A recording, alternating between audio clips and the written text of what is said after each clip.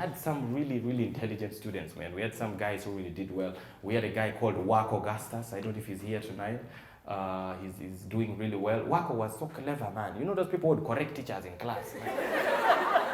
The teacher would write an answer and first ask, Wako, is it? Oh, that's how you know the kid is clever.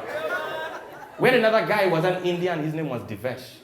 Very intelligent guy. Very intelligent. Let me tell you, I don't know about you guys, but I feel like raising your hand up during classrooms, if you are dumb, it is a struggle. Because clever kids always start like in front, like right now. Although I don't trust some of you. Some of you are paying up for the lost time. Clever kids always sat in front. And every time the teacher is like, working out a math problem, they're like, Wako, could you please help us? Wako stands up. He doesn't even go to the book. He doesn't go to the blackboard. He just points and says, sir, we just have to get X, open the bracket, close, then -2, and the answer is 5. Class, are we together? And the dumb ones were, we are together. Clever kids always put up their hands because they want to show off. But when you are dumb, putting up your hand, there was a lot of mathematics to apply. You don't just put up your hand. Because every time the teacher would ask, so we want to find the area of this circle, anybody who can help us? The clever kids have all their hands up. For us, we are at the back. You don't know, because if you put up your hand, there are 2 things involved, right? You don't just put up your hand. One, you can put up your hand when you don't know the answer. But why are you putting up your hand? To show the teacher that you have some effort. You're putting in some effort. You're trying to contribute to the classroom. That is the first reason you put up your hand. But the problem is, what if he picks you? What is the problem? You're just pretending, but what if he picks you? Now, the challenging part is, if you don't put up your hand, there's also a high chance he will still choose you. Because you've been quiet for the whole term. The term is ending on Saturday. You have never put up your hand. Now you're stuck there. You don't know, should I not? All of us, if you're like me, you know what you did. You would put your hand at half-mast. Like a flag when someone important has died in the country. It's not here, you just... Then if the teacher tries to pick you, scratch your head, and like, nah, it's just... There are mosquitoes. You don't raise your... Let me tell you, man. Clever kids enjoyed school, man. They enjoyed school. I remember during exams, you would tell who was prepared for the examination simply by looking at people outside the examination room. Because clever kids did this thing where they would revise in advance. You're going for chemistry in 2 minutes. 2 minutes, you're going for chemistry. And there's a student out there. I remember Divesh. Divesh would be out there, just outside the examination room. He's reading literature. We're going for chemistry in 2 minutes. Divesh is there reading a novel, The River Between, in Guji Wathiongo. I would come to him and I ask him, I'm like, Divesh, have you finished reading the periodic table? Like, not really. I am reading The River Between for literature next week. But we're going for chemistry in 2 minutes. I said, I read chemistry 2 months ago. 2 months? 2 months? 2 months ago, he's ready. Meanwhile, me and you know yourselves. My brother, you know yourself. When you're stupid, outside the examination room, there's always that table. You remember that table? The examination room is here. A few meters away, there's a table. And there are like 10 useless guys around that table. Everyone has like 4 textbooks each. You're going for chemistry in 2 minutes. Somebody has 4 textbooks. Applied chemistry, organic chemistry, chemistry in detail, 400 pages, chemistry in detail. Somebody is reading 4 textbooks at once. Sodium peroxide. If I add oxygen, it leads to a combustion. Blue pressure. Sodium permanganate. Sodium permanganate. If I add water, it leads to a precipitation. Who has silver nitrate? Silver nitrate. The man rotates the whole table, reading chemistry. And you're not even reading detail. You're just passing, just scratching the top of it. Usually, I'm sure you'll agree with me. Usually at that moment, there's some useless person who passes behind all of you. There's an idiot who passes behind all of you and mentions the topic you don't even remember. As you're busy reading, silver nitrate, if I add oxygen, potassium permanganate, manganese oxide, because there's a blue precipitate with the pungent smell. Because as you're there, somebody passes behind all of you, manganese oxide. You're like, where's manganese oxide? What's manganese oxide? You're there stressed. You're trying to read, somebody passes behind you, mole concept. Mole concept. You even ask people, did they teach mole concept? Was I there? They're like, no, that's the day you escaped. Oh! Ooh, how many pages? 20? Let me go live. Let me go. That's when you become holy. It will not come.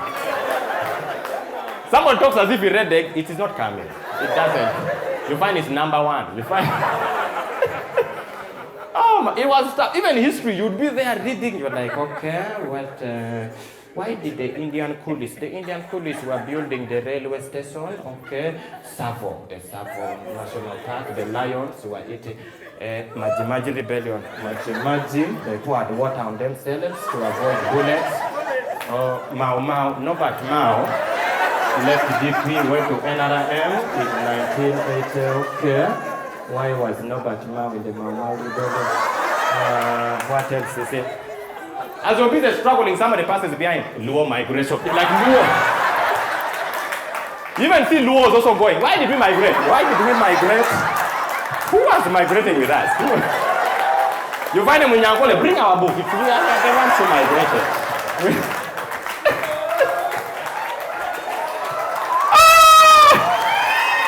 Oh.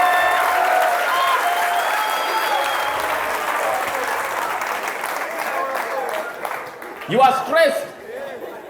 Then you enter the examination room. Even entering the examination room is another issue. That's how you'd know who prepared, who did not prepare. Because clever kids did not mind where they sat during the exam. Do you know why? Because wherever he sits with his brain. Wherever he sits, the teacher can put him in front. He has no complaint. Do you know why? Because he'll sit in front with his brain. You can take him behind, he'll go behind with his brain. He's sorted. The challenge with you and me. The challenge with you and me. Brother, I saw your UCE exam. We know. When you're stupid, where you sit is important. Because you're using someone's brain. You need a Bluetooth connection. You need to make sure you're close with it. I remember when the teacher would send Divesh, the invigilator would come to the examination. Like, Divesh, go to the window in the corner. Divesh is like, sir, there's no problem. He goes to the window in the corner. The teacher can't even change his mind. Teachers sometimes wanted the clever kids to sit in front. Like, no, Divesh, actually come, sit here. Yes, let me see you here very well. Divesh doesn't complain. He picks his paper, comes like, sir, it's okay, let me, and comes, sits. Everything is fine. You see, me, I knew I had issues in chemistry. So I had this one guy, his name was Muchiri. He was somewhere, I would get like 70, 80. And I was getting like 5, 6%. So I knew he could boost me. I told Muchiri, I said, Muchiri, you are my brother. He said, Okello, you are my brother. I said, yes, I give you OD. Everyone here had a friend from the north who would give them OD. I give you OD. He said, yes, you are my brother. What's the problem? I said, just help me with section A. Section A, this one for circling, multi-choice question. Circle the correct, help me. If I can circle like 30. Section B, we shall see. God is with me. We shall see how we go with section. Muchiri was with me. He said, no, it's okay. It's okay. What we do, I will help you. We see from there. When someone says we see from there, it's not very encouraging. We shall see. We shall see from there. So when I saw Muchiri, they called Muchiri. The invigilator called him. He said, Muchiri, come. When Muchiri took a step, I took a step. Because you have to be with him all the way. Muchibi reached the door. I was behind him. The teacher looked at Muchibi and said, Muchibi, go to the window in the corner. Muchibi started walking. I followed. The teacher saw me and said, Hilary, come back. I said, sir, you can. We are going. Say, you and who? Me and Muchibi, we are going to the, say, Hilary, you. We are going to do the exercise. I said, you first come. Why are you going? I said, we agreed. You agreed with me. I said, sir, we are. Now I have to look for an excuse to follow Muchibi. It's like, but sir, I have asthma. Since when? It started 2 days. I also told disease, there's no calendar for disease. It's just said, you have asthma. Yeah, if I need oxygen, if I'm not breathing, how will I answer when I'm not breathing? So anyway, if you insist, teachers give you hope. It's like, okay, you follow Muchibi, you sit. The moment I sat down, the teacher said, Muchibi, come in front. What do you? Now I had to look for an excuse to take me back. I came following Muchibi. I said, sir, the asthma is not serious. The weather is sunny today. Exams were tough, man. Exams were tough. Let me tell you, I don't know if you guys have ever been in that moment where you're doing math and you're doing the numbers and everything, and then the teacher stands behind you. The stress that overwhelms you. The pressure. When you're busy calculating a number, and then the invigilator stands behind you. The pressure just goes 180, just blood pressure increases. But clever kids had no stress, right? Because for them, it was like their opportunity to show off, to show the teacher that they did a good job. The teacher would stand behind Divesh and is busy calculating his numbers. Clever kids, they're just there doing the numbers like cancel pi r squared divided by 2, open brackets, the circumference is 3. If I get the radius and divide, close brackets, square root of 4 gives me this. Even what he's saying is making sense. Then he picks the calculator. They know how to use it. -4 divide by this, okay. Then the teacher comes and when he sees the teacher, pushes the paper.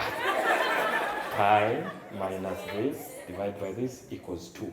Clever kids underline once. The teacher sees the answer. Let me tell you, when you're stupid and you're doing math, there's a lot of, you're not even sure. You're there answering, you're like, pi. So, this is pi here. Pi. R. 1 R. 1 R. R. This is square. Let us first square. You always give it a chance. Let us first square, we see. Let us square -3. Close. Yeah, let me close it. You never even open. Let me close the bracket. Divide by 4. Then you pick you always pick the calculator like you know how to use it. Calculator. It will confuse me. Divide by 3. Minus. As you're busy struggling, a shadow appears on your paper. The teacher is behind you like, fine. Answer you this. Confusing us, yeah.